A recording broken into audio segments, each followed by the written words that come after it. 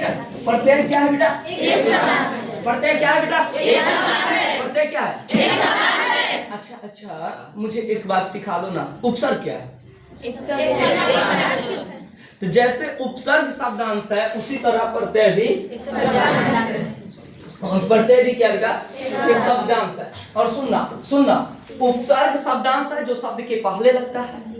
ये बेटा भाई देखो ना, भाई बबिया ना ऐसे कर रही है, इसको बुझाइए नहीं रहा है। शब्दांश का मतलब होता है बेटी शब्द का अंश, शब्द का अंश का मतलब जानती है क्या होता है?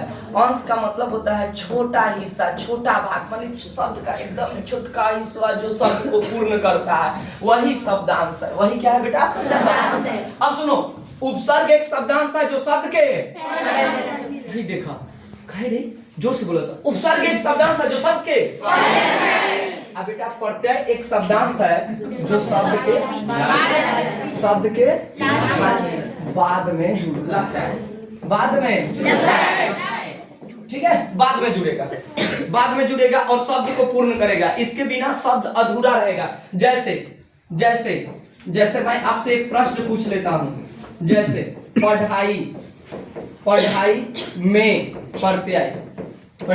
प्रत्यय, आपको बताना है पढ़ाई में प्रत्यय। पढ़ाई का उच्चारण करो और अंत वाले चीजों को देखो।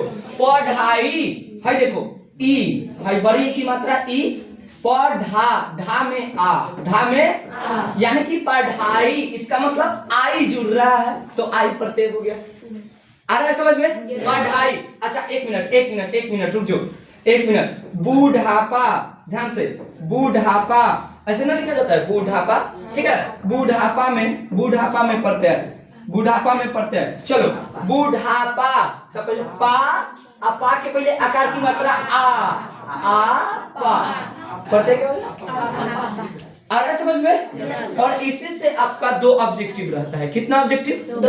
अब बाकी इसके प्रकार से रहता है 2, प्रकार के अंदर से भी रहता है 2, यानी कि 6 ऑब्जेक्टिव इससे भी रहता है। तो पहला चीज है, ये वाला हिस्सा जो है हिंदी तक के लिए सीमित है। इसके बाद वाला जो कॉन्सेप्ट है वो संस्कृत तक है। तो याद रखिए, पढ़ाई में प्रत्यय क्या होगा बेटा? आई। अब बुढ़ापा में क्या हो गया? अच्छा मलाई में प्रत्यय बताओ सिंपल, आ जाएगा बेटा।